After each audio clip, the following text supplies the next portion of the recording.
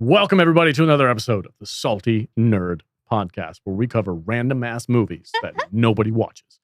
I'm joined as always. People watch. Nobody watches our show. Not since 1986. I'm joined as always by my fantastic panel of nerds. Slightly intoxicated Dutch Butters. What's up, dude? Want to make out? Not even a little. Want to kiss like We can this? rub nubs, though. Ooh, what kind of nuts? This nub. Not that nub. Well, apparently if you're like a priest in the Stone Age, They're all gay. they're all gay. They're all gay. That's Making the out with message each of this movie. It's like Is that all of the Dark Age monks Yeah. are or boy or toddlers. family outcasts or just full on Except for that one random peasant hot chick or special who had needs. great tits. Nobody knows what you are talking about. We'll get into it in a second. Jude, Hello. what's up? Did you watch this with him? I did. Okay. Oh, Yeah. How was that? We'll talk about it. Did I name the movie yet? No. no, In the Name of the Rose. no, it's not. It's just No. the Nope. name of the rose. Whatever. In the name of the rose. No, that's not what it's. In the Name of the Rose and the Holy Spirit and Sean Connery. In the name of the rose. And of course, And my stupid fucked up haircut. Hold everybody. I got a haircut. How you doing? bro, I was in the chat when we was live watching this on Discord. Oh, I And- read the chat. And did you? And I said, if Dutch Buttered lived in 1308, he would have this haircut. Yeah. And then No. I just left. Listen, Take your hat off. I'm in this movie. I'm in this movie. You know the fat fuck that got burned at the Yes. stake at the end? Yeah. That's Dutch Butter. That's Dutch Butter. That's me. Fuck your religion. I'm just here for the food. I'm fat. Everybody else is skinny because your religion is stupid. That's me. That's Yeah, that particular character Yeah. was a heretic Yeah. who basically murdered everyone who had more money than him. I like it. Yeah. Cheers. Very much a Dutchman. My favorite part of the chat was when I think it was a Beard of Liberty or someone. What do you say? He wasn't there. I had to leave. Okay. Beard of War? Well, I don't know. One of the beards. well, Yeah. someone just commented like this was a Kadish pick, wasn't it? And I went, yup. Yes. Kadish's birthday pick Yep. is a Sean Connery murder mystery from the 1300s. Well, you guys all know how much I love murder mysteries. Of course, yes. And I forced you to watch Clue and Murder by Death Uh-huh. in previous birthdays. And I just wanted to kind of keep that tradition alive of watching Yeah. some of my all-time favorite murder This mysteries. is one of his favorite movies. I can respect that. I've watched this movie so many times growing up. The first time I saw it, I was kind of like, what is this? Like, I didn't understand any of it because I was a kid. But then like, as I grow up and rewatch it multiple times, I've come to appreciate like just how brilliant this movie is. So Mm. I wanted to share that with all of Thank you you. because I knew you wouldn't appreciate Well, it. Yeah, let yeah. me tell the people what it's about. Hit me, Jude. Not literally. It's about Mr. Stewart Why don't in you the, let in me the do- room let with the yeah, I can't Pause. do it. Let me do Yeah, the Sean I can't Connery do it. accents. Go ahead, Jude. Mm, Wow. Yeah, I can. Fuck you. Okay? Fuck your Get me mother. drunk. Now you're making fun of my Fuck accent. your mother, Trebek.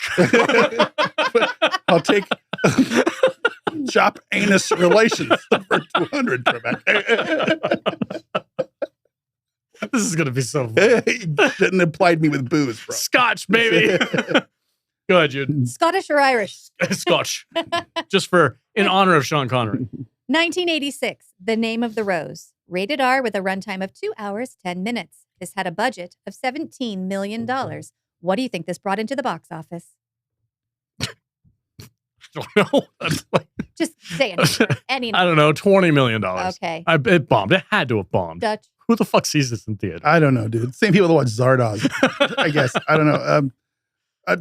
32.5 million. I'm sure it will upset you to know that this had a budget of $17 million and a box office bring home of $77 Wow. million. Okay. I won. All right. See, this is back in the day when movies didn't really cost that much. Let me Yeah. explain why. Yeah, go ahead. There's been a murder at the monastery, and Ron Perlman's never been harder to look at, even when he was a caveman. That's true. Thank God James Bond showed up in his guy liner, because everyone's hair in this movie is a crime. OG Spanish Highlander is on the case. He and his protege, Mr. Robot, enter the House of the Undying to try to find a poisonous book, the murder weapon that keeps killing monks. Meanwhile, C.W. Longbottom has a real boner, but not in a gay way, for burning heretics at the stake. And he's got Gleaming the Cube's girlfriend all queued up to flame on at sunrise. always discuss. It's gonna be one of your best ones you've ever That's great. done. Fucking house. That was Game of Thrones reference. The House of the Undying. I'm like heavy with the so good. with Deep the, cuts left and right. Deep cuts today. Watch our Peaky Blinders episode. Yeah, man. Good shit. So I have a theory about that because we're all talking about the hair. Question first. Hit me. Not literally. Who watched the version with the sex scene? Okay, we watched the Prime version and they cut it out, and that was really No, we watched one on the Peacock. is way better. The cock's got the cock, baby. Yeah. Well, so Kadish was like, okay, so I was like, what the fuck just happened? Because I'd never seen this before. And Kadish was like, oh, there's a really graphic sex scene that they cut out. I don't know why. And Have I you was seen like, probably. You got it pulled up? Right there. I was like, probably because Christian Slater was 16 years old. When He was 17. No, he was 16 when he filmed it. He was 17 when it came out. Whoa. So- Yeah. No, there's And the actress was like 20. there's Christian Slater cock in this movie. Wow. Well, it's just like a I little don't- flash. It's I a don't flash. actually need it. Thanks, man. But it's still it's I'm like watching it's like it. I'm gonna get it's like worked the Christopher Lambert ball sack scene, right? yeah. I really, Like, I don't think it was supposed to be there, but it was definitely there and they left it in. I really like hot chicks that look like they crawled out of a dumpster. Right? She was smoking hot. She Listen, looked like she had just walked off the set of that caveman movie with Ron Perlman. to take a page out of Jude's book, in the realm of crazy peasant dirty chicks, I mean, yeah, she's a 10 out of 10. pretty hot. She's got tits for days, Need bro. a shower. Look, those were jerkable Gross. tits. Absolutely. There's a half a Oh point. no, there's definitely a half There's a star half extra. a point. Yeah, there's a half star for this movie. This movie definitely gets an extra half star for those. Yes, 100%. 100%. And this ass shot might be worth another. That's phenomenal. that might be an extra half Is that star. an extra half star? That's like almost porn. Jesus. That's a porn star. Right Yeah. there. Yeah, so the director was French. Of course he Of was. course. Oh, wait, some of those. Listen, Christian Slater, it doesn't matter how old you are. Fan your pussy out. Yeah, the man who directed this, Jean-Jacques Annaud, he also was the director of Quest for Fire. No shit. Oh, Yeah. perfection. Fucking A. No That's wonder the one Ron with Perlman's in it. right? Yeah. Okay, So that was makes sense. that was the Ron Perlman thing. In fact, Ron Perlman was like bugging him about getting a role in the movie, and he was like, "Well, we already cast this role, Ron," and they cast a midget with a huge head for the role of Nice. Salvatore. That'd been perfect. And unfortunately, the midget died before filming began. Oh. And so like they were like kind of like stuck, and so he called up Ron. He's like, "Ron, you still want that role?" You sure? I You sure? bet Ron Perlman killed that guy. So I was just saying, he took a hit out on that midget. But He was like, "This is the role that's going to define me." but for the sex scene, so the girl who played the peasant girl, she was I think 22, 23 Yeah. years old at the time, and so like the only direction that Jean-Jacques Annaud gave her was like, okay, you just do whatever you want, you control the scene, and so like that whole scene was literally like Christian Slater didn't know what was going to happen, so like that was just her doing that to him. Fuck. That entire is time. fucked up. No wonder they cut it out for the. I mean, if I was Christian Slater, I wouldn't be bitching. No. Well, not at all. what's funny is like in later interviews, like because Christian Slater, like there's a rumor where like him and her actually like had sex on screen. It looks like it. Pretty and, close. And Slater was like, dude, like there were so many people watching this, I couldn't get it up if I Yeah. wanted to. Sure. That's Yeah. legit. When you do see it, it's kind of like, "Meh." So he's probably nervous as It's a shit. little skinemaxy. So it is very skinemaxy. Yeah. Yeah. I mean, I mean, as far as sex scenes go, pretty good. Then they go to the, I mean, Age that poor kid up a little bit. Yeah, man, that we was went straight to the sex scene. You need to set this movie up. Yeah. Yeah, please, I was going to say, please, Kadish, I have no fucking clue what happened in this movie. Same. Please explain it to me. Okay. So basically, this is based off of an international bestseller. It was originally written in Italian, but it was translated into English, and it became like the second best-selling international novel of all time. And it's basically a medieval mystery. It's set in a Benedictine abbot for the Benedictine monks. And what they're doing in this movie is they're basically hosting a debate between the Jesuit monks and a papal representation. So like the Pope sends a bunch of representatives to meet with like the Jesuits.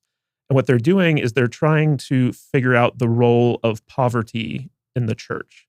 Because the Jesuits have this concept that, the church shouldn't be making a profit. Like we should all be living like modest, like poor lives, just like Christ did.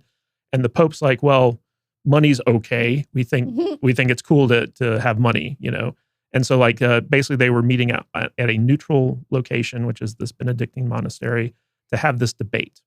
And one of the guys who's coming there is a gentleman by the name of William of Baskerville. And That's Sean Connery's character. that is Sean Connery's character. And then he has his young apprentice with him, a guy by the name of Adso. Adso. Yeah. Then that's Christian Slater. Yeah. And they arrive first. And what they discover upon arrival is that one of the members of the abbey, a young, good-looking monk, basically committed suicide, but they don't know like how it happened. And so like there are these rumors going around that the devil like murdered him or something like that. And so William of Baskerville was a former inquisitor. And so like he kind of prizes rationality and knowledge and stuff like that. And so his brain starts kind of picking this stuff apart. It's like, oh, this is suspicious. What's going on here? And the head of the abbey, the main abbot, kind of like gives him the down low about like what happened and kind of asks him to look into it while he's here. And as he starts looking into this death, more deaths start happening. And so like there's this cascade of like murders occurring around like some type of like mysterious book, because this abbey actually has like this secret library where they have like tomes of like forbidden knowledge and stuff like that. And so being a Jesuit all monk, sex books. That's what I was going to say. Yeah. Like, it's the books about sex, right? Yeah. They're all Kama Sutra. But being a Jesuit monk, like Sean Connery is just obsessed with knowledge. And so like he really wants to get into this library, not only to solve the mystery, but also to gain access to all this like knowledge that he's never had access to before. And as this is going on, his arch rival, who's like this head inquisitor for the Pope, basically. Which is C.W. Longbottom. Yeah. F. Murray Abraham. He shows up. Whoa. I thought you were making a joke. Oh, that was him. Holy shit. Yeah. That's badass. Is it less funny now that you know it It's really a little bit was? less funny. Yeah. And so this is a guy who basically like he had a disagreement with William of Baskerville, tortured him until he recanted, and then basically like, set him on like a different path. And so this is the only guy to kind of ever defeat William of Baskerville. And, as they go along, like this mystery unfolds, and it's really kind of like a thinly veiled historical Sherlock Holmes story, because William of Baskerville was like, the Hounds of the Baskervilles, one of the most famous Sherlock Holmes stories. And Adslow, Christian Slater's character, if you add a W and an N to the end, W at the beginning of his name, N to the end of his name, it spells Watson. Oh, that's really cool. Yeah.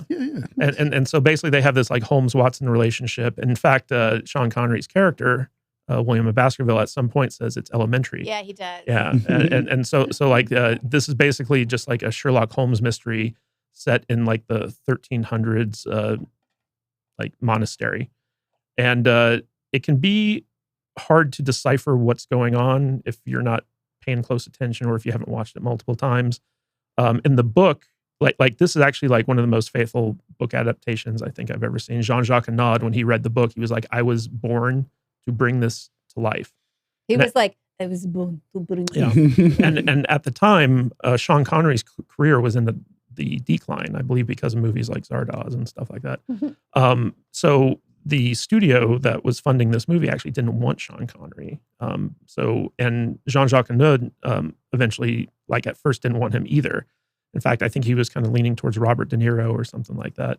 But eventually, Sean Connery read for the role, and Jean-Jacques Annaud was like, no one else can do this role. And so like he cast Sean Connery. It was because of this movie that he was able to get his role in The Untouchables, which is the thing that relaunched Sean Connery's career.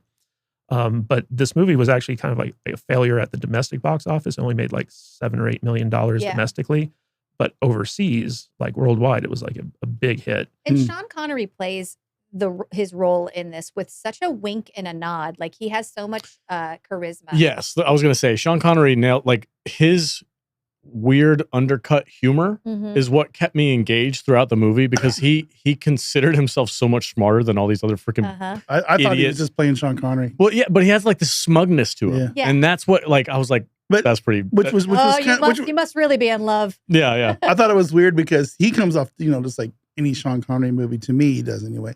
Like he could have been the same guy he played in The Rock or any James Bond movie. But when you compare that to all these weird Muppet cartoony characters that are all the other monks, he really stands out. He's the only normal person in this entire movie. Everybody else is so fucking They're weird. so fucking weird. What was interesting is that Jean-Jacques Annaud, he spent like 2 or 3 years casting this movie because he wanted to find, and these are his words, he wanted to find the ugliest actors he could possibly find. He succeeded to cast in this movie. Nailed it. Because he just wanted everything to be like kind of like bizarre. Yeah, this movie's hard to look at. Yeah. Like all the actors in this movie, like William Hickey and like, like all these other guys, they're so distinctive looking. And it was a very odd cast. I can remember growing up, like whenever I'd watch this movie, I was like, man, these guys just look, I literally thought that growing up, Ron Perlman was a monkey.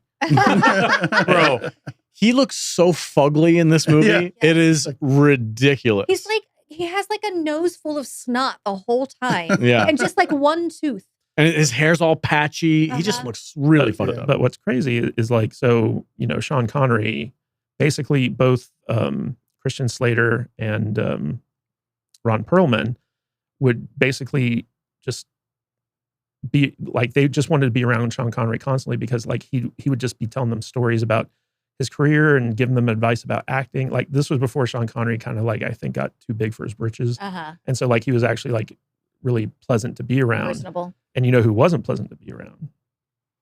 Christian Slater? No. F. Murray Abraham. No way. I fucking bet. Like the director of this movie said like he'd never had a worse experience working with an actor than he had with F. Murray Abraham. That makes sense. And that's because basically F. Murray Abraham, before he appeared to act in this movie, he had just won his Oscar for Amadeus. And so he thought he was like the shit. Yeah. And like he's starring with Sean Connery, whose career was on the decline at the time. And he's like, Sean Connery never won a fucking Oscar. I won an Oscar. This Bro. is so CW Longbottom. You don't fuck with Sean Connery. God damn, dude. That's crazy to hear. Yeah, but it was also kind of interesting because that kind of lent into like the rivalry that these two characters had on screen. Our old adversary. Yeah. CW Longbottom. But I'd love to hear you guys. Like, I know that all of you didn't like this movie, Well, but like, I want to hear like why it didn't resonate with you guys. Okay, so I'm not as smart as you are, and when I'm watching this movie, I'm like, okay, so there's a murder mystery, but there's so many other things happening that are also super weird, and I'm trying to understand where they're coming from, and everybody talks very like. I appreciate the fact that it's kind of like, I don't know if it's period accurate, but it was weird enough to be like, oh, that's not normal English. So I was confused by that. And I was also like, okay, the blind crazy guy is the bad guy, right? Is he the bad guy who's doing all this? And he wasn't for a while, but then he became the bad guy later. I just had a hard time following the logic behind everything that was happening. Also, there's so much like underlying gay shit going on. Oh, a lot of gay shit. And then the Kama Sutra, and then the secret library, but then the poison book. The poison book was a weird one. And then the House of the Undying. Yeah, it was all just so weird. So weird and so everything. Yeah. It was like a stew. Yes. And I had a hard time deciphering what was the actual mystery behind it. Like, is this a chunk of meat or is this a carrot? Yeah, it was too long. It was weird to me because from the very beginning, the get-go of this movie, you got this tower on top of this mountain out in the literal middle of nowhere. And yet for some reason, you got this pack of inbred hicks that live underneath the mountain that this thing is on. And they're sustained by the garbage that comes out of the thing from the monks. Yeah. And these monks are all a bunch of inbred weirdos whose families probably super kicked them weird out for being, weird inbred weirdos. It's like you got to go join the monastery because you're not capable of living in modern real society, and then so it's like, I think they got that right. Because I think that was kind of what a lot of monks probably were. Probably a bunch of weirdos. Probably a bunch of weirdos who couldn't live in normal society. With normal people. So go be celibate and live over there. Yeah. And, I did get a kick out of all the hypocrisy that was going on. Yeah. It's like, this movie's not friendly. That's probably pretty accurate. Yeah, this movie's not friendly to like to religion. To the religion, which is I'm fine with. Yeah, me too. It's just it was just a lot of weird. It was too many weird people. It was too distracting. Everybody was weird in this movie. No, there was even the hot chick was a weirdo. Okay. Yeah. I don't even think she spoke. Bro, not one that word. One scene where Christian Slater's like peeking through the fucking thing and the grandmother gets shit on by a chicken. She's picking fleas out of her hair. I'm not like, what the fuck is happening? Cave people. Yeah. I'm like, these aren't peasants. These are like, why are these people here? Degenerates. It's got great tits though. Oh yeah. I just didn't understand what they were there for. There's no town, city, or town. See, like you just got this family of inbreds living underneath the monastery. Normally people under the stairs, but under a mountain. Yeah, normally the people that live around like a castle such as this would be like the peasants of the lord who lives in the castle. Right. But there's no lord in the castle. No tithes to keep the monks. But the monks aren't taking care of them. No, they're not like the lord of the manor. They're not offering like jobs and food and money to these people. It's just a weird, like, creepy relationship. Mm-hmm. And I'm getting the impression that that's not the only monk that she banged as well. Oh, no. She's done that shit before. Yeah, because that was how she paid for stuff. Yeah, she was like, oh, they go there and they pay her for her services. I'm like, what the fuck? I thought you were, what the fuck is going on? As long as it's not gay. Yeah, as long as it's not gay, it's good. You don't have to kill yourself off the top of the mountain. Monastery. It's like, what really cracked me up is if they go through the movie and every time somebody says the word the devil or something, they're all, they're all like, they're going cross things. And that was another weird thing. Jude would have been burned at the stake. As soon as I set foot in that town, she's a witch. The mountain would have caught fire and engulfed me. Yeah. Like that was the other weird thing about the movie is like there was like this other side storyline of somebody being possessed, maybe. Yeah. That's all. It was just very weird. There was no storyline about that. No, there was. There was like this whole thing like, oh, the devil did it. Maybe the devil got a hold of him and caused him to do it. Was so fucking weird. You got to realize like the feudal system that was, at play during this time period and the role that the church played. Sure. Like the church literally believed in the devil, like it was a physical being. It was something that, would show up and create bad stuff happening. So when people accused the devil of being at the abbey who was behind these murders, like they took it seriously. Literally they were like, oh, the devil actually is here. And that's part of like why you have that scene with Christian Slater looking at like all like the demon carvings in the wall and stuff like that. Which one scares you the most? People still do this to this day. Well, it's true, but it was a lot more widespread back then. Sure. And one of the things about the Jesuit order was that they kind of like prioritized reason and learning over superstition. And that's one of the reasons why the character of William of Baskerville is so interesting in the context of the Benedictine monks. Because like you said, Alex, like the blonde or the blind monk who I believe his name was George or something like that.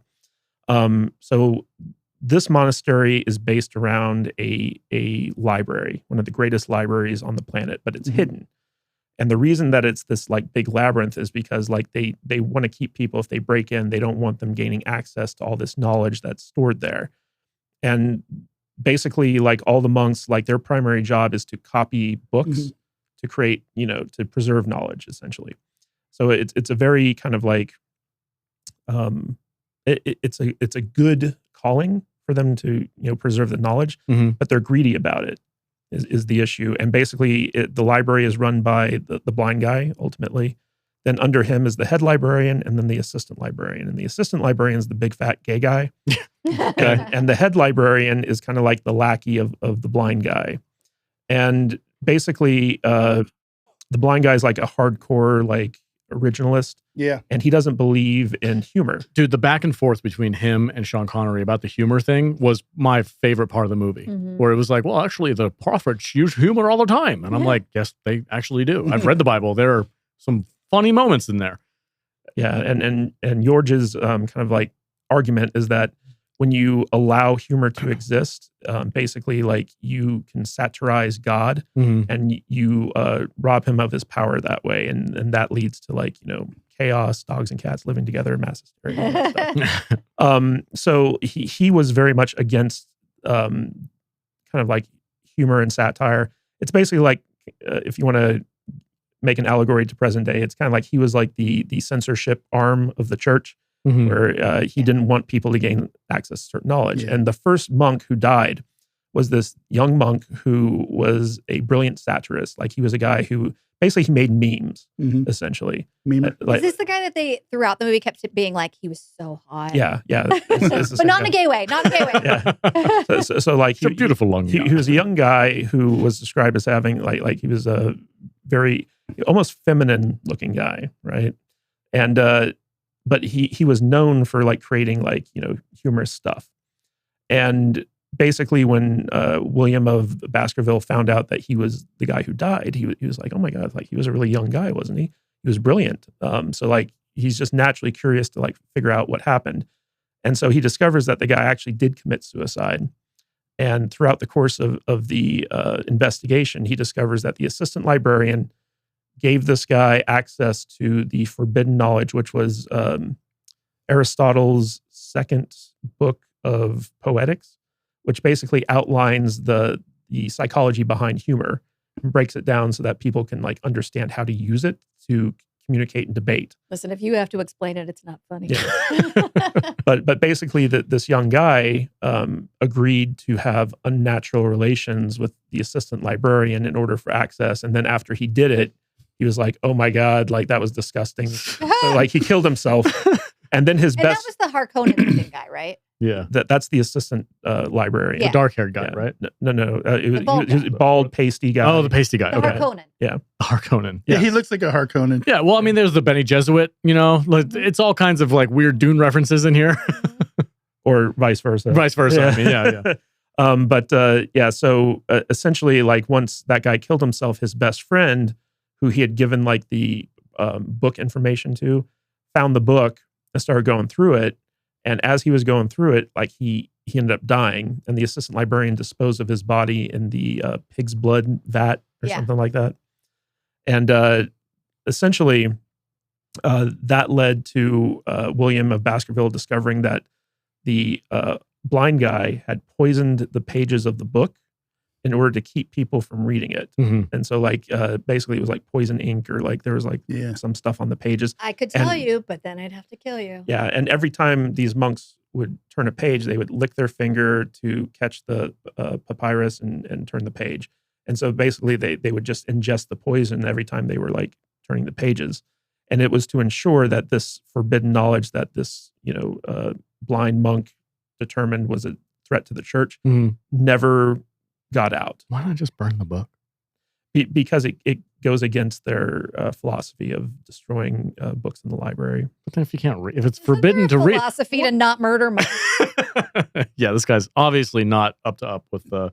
But he was blind, so he's like, as long as I don't have to. I don't have to see it. I don't know. Who would accuse a blind man of murder? Well, what I thought was weird about this movie is that it takes literally half the movie before F. Murray Abraham's character gets here. Yeah. Mm-hmm. And then it's like they start a whole new thing. Like now we have a rival with, Sean Williams, Connery. Yeah. It just took a really weird kind of tangent. My one question from the movie was like, why was this book poisoned? But you just answered that. So thank you for revealing that. Now, I will say, I didn't hate this movie. I thought it was very intriguing and interesting. And I'm in the middle of playing a medieval video game right now. So I'm kind of like in this realm of like, ooh, the 1300s were super interesting. So I'm like, I think I might actually go back and rewatch this movie, knowing now, having Kadish explain the whole thing to me, being like, okay, now I can kind of maybe follow the story a little bit more. You didn't understand that this was a monk's Sherlock Holmes? I didn't. Well, I knew that, but I didn't know like, why the fuck is this book?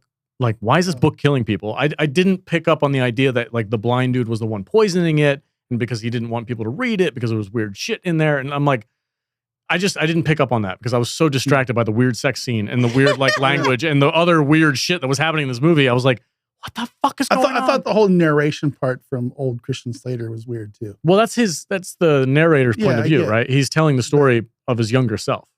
I thought it was fine. Well, I didn't mind that. I never did see that woman yeah. ever like, again. I'm sorry, but the story wasn't about him banging that chick. They didn't need to. It was to me. Well, you got to understand that at the time, sex was viewed very differently than how you view it. It was the original sin. And the fact that, as a monk, like you had to take a vow of chastity. Well, he hadn't gone through the trials yet. The trials. He still had his. He still has his Padawan braid. Learner braid. I don't think it worked like that. There was a lot of Star Wars like hints at this, and I know. Well, Jedi are based off. Yeah, Jedi are based off monks. I get it, and I'm like, oh yeah, I see. I don't think he was a monk, but they're walking around with the hoods and their arms in the sleeves, and like master. He only had his little thing on top of his head shaved. Not all the way. Well, actually, it's kind of funny because Alec Guinness's costume in A New Hope. Same shit. Well, they raided the the wardrobe from this movie. No to do shit. that. Yeah. Are you serious? Yeah. Yeah. Well, no, this movie was made long after 84. Yeah, this is movie 77 was A New Hope Okay. It might have been for Empire or Return, something like that. I just know that because of like all the robes and stuff like yeah. that they reused them in like other movies. And I think Star Wars. Who produced was one this? of them. all the Star Wars movies were made before this movie came out. All of them? All three of them. What about All the Return of ones the that Jedi? count. All the ones that count. Jedi came out in That's right. 83. Oh yeah. Yeah, but this Where's your sources, Kadish? this was shot before it came out, so like it might have had some Maybe a little crossover. So Christian Slater was like 13 when he filmed that. Oh, don't say that. That's getting weirder. Yeah. That was a graphic sex scene. But what's interesting about this movie is that even though like it's based around like Christianity and all this stuff, the author actually like very subtly kind of like makes it a very nihilistic film. Like for instance, the name of the movie, the name of the rose. Everyone always asks like, what does that have to do with anything? Like, why did you name this movie this? And basically, the idea behind it is that a roses have been so overused for like symbols of like love and beauty and stuff like that, that the name no longer means anything. It's an empty name. And the name of God doesn't mean anything? Exactly. Whoa. So like this is an example, because in the book, the book actually ends on a much more of a down note than this movie does. Because in the book, basically, like the library burns down. William isn't able to save any of the knowledge. The killers are never exposed or brought to justice. I have Kiss from a Rose. And stuck in So do I, bro. Oh my God. Ooh. Ooh. And Atso basically, like he's dropped back off at his village by William after all this goes down. William then goes on to die in like the Black Plague or something like that. And Don't even try to and when Atso, as an old man, goes back to visit the abbey, like it's nothing but ruins, and like all traces of that library were just like wiped away from history. And so like it's a very kind of like nihilistic kind of ending for the book. I think the author meant to say like with the name of the rose, basically like nothing means anything essentially, and God doesn't exist, and like all this other stuff. So like Jean-Jacques Annaud, when he came in, he's like, you know what, I'm gonna tweak this just a little bit and make it not so like empty and nihilistic. So like he gave the movie a little bit of a happier ending. I respect this movie. Let's rate it. Yeah, I'm gonna rate it. Seeing which I had to have it explained to me. I think maybe not a failure on the movie's part, highbrow for you. but I was like, what the fuck is going on right now? A little too highbrow. Yeah, I think that's what it is. I think it was a little too highbrow for me. I'm a little when it comes to movies like this. I'm not a murder mystery guy. I think the reason why I don't like murder mysteries is because I always feel like an idiot by the end of them. And I'm like, oh, how the fuck did I not see that coming? I'm gonna give it. I mean, it's got a 1.5 stars on the sex scene alone. 1 star. 1 star on the sex scene alone. So I'm gonna give it 2.5 stars. Wow. The other 1.5 stars is for Sean Connery's performance and his back and forth with the monk. Okay. I liked his performance in this. He had like a little bit of snark and a little bit of like charisma and a little bit of like, I'm so much fucking better than you. I like that. And then the other part is for poor Christian Slater in that fucking scene. Jesus Christ, that was rough. Good for you, man. So 2.5. 2.5. Okay. How about you, man? 1 star crap fest? No, I can't go there. Okay. I thought Connery was just Connery. In Okay. this movie. I thought he was just doing doing his thing. I think I felt like he was pretty normal acting just for any movie he's in. I thought Christian Slater was terrible, plastic, kind of boring. Could have been anybody. Had that dumb look on his face. It was his second movie. I don't care. He's getting paid a lot of money. He was only 11 years He's old. only 11 years old. He just keeps dropping the age. Shot his dick on the screen. He's like, you know. And that was the first scene they filmed in the entire movie. This movie made me feel like I needed to go take a shower. Sure. Yeah. Literally needed to go take a shower. And I just took a shower before I watched it. And it made me feel dirty by the end of it. Yeah. I don't like that movie. Yeah. I just didn't enjoy this. I didn't enjoy it. I didn't like any of it really. So I guess I'll give it like I said earlier, I got to give it a full point for the boobs. Mm-hmm. And the almost porn scene, it was pretty. So pretty 1.5? So I'll give it 2. 2. Just because Okay. Sean Connery. Goat. Sean Connery is the GOAT for real. Gotcha. So, Cool. so just 2 based on those things that literally had nothing to do with really any of the movie. Okay. Just my own rules I got to give it. I'm obliged. I'm obliged to give it 2 points. Do you need to subtract anything because the Ron Perlman role should have gone to a little person and then it didn't? No, I thought would this have been a trifecta movie? It could have been a trifecta. Boobs, movie. rape. I mean, she basically raped the kid, She Basically, did. right? But there's no little Boobs, rape, and little people. It would have been a 5-star movie. Well, there was a little person in it. Yeah. Was? Yeah, like the guy who gives the other guy a bucket of pig's blood. He dumps it Yeah, into that. but the little person wasn't doing any of the things. Shit. Okay. All right. Fair So enough. Jude, how about you? Technicality. So it was trifecta-ish. Wait, so what did you end up at? Try 1 or 2. No, I'm going to go 2 stars. Okay. 2? Okay. I don't recommend ever watching this movie. And detective. It's Sherlock Holmes monk. Okay. Okay. Cool. Neat. Jude? I did not get the sex scene, and I am not upset that I didn't get to see that. Sure. I like a little more charm to a murder mystery. Like, I love all of the Agatha Christie, like Death on the Nile, those kinds of murder mysteries. And High class murder mystery. yeah, stuff like movies where people are pretty. This movie is hard to look at. Mhm. Everyone is Ugly. ugly and also presented in a gross way. Mhm. The haircuts are a crime Mhm. against hair. Yeah.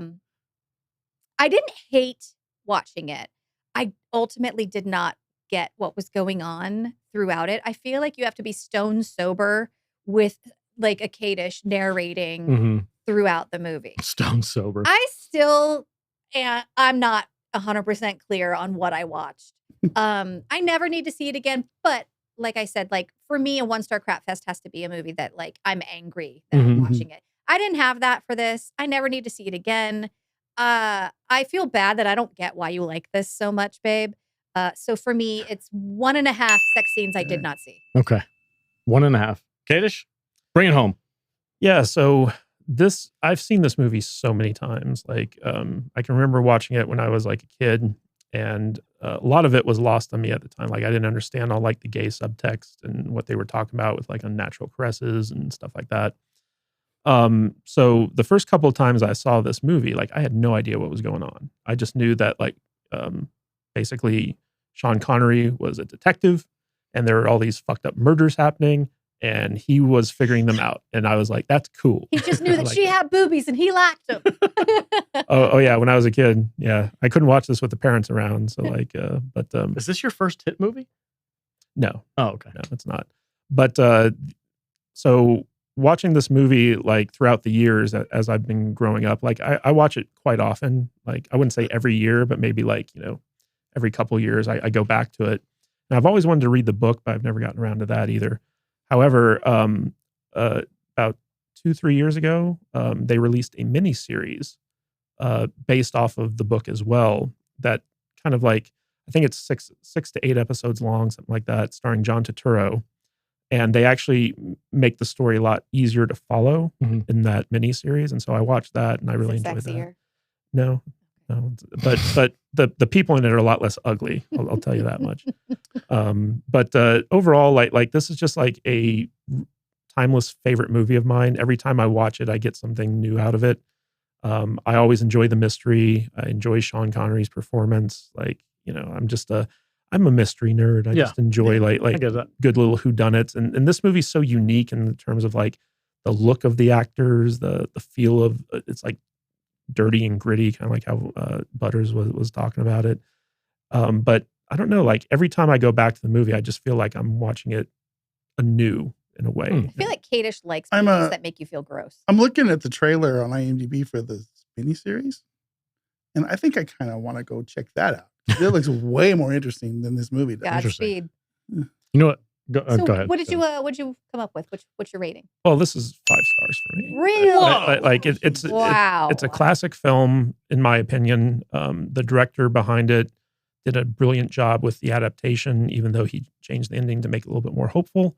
I kind of agree with that because I don't like the whole nihilistic thing. But these are great performances from like really well-known actors.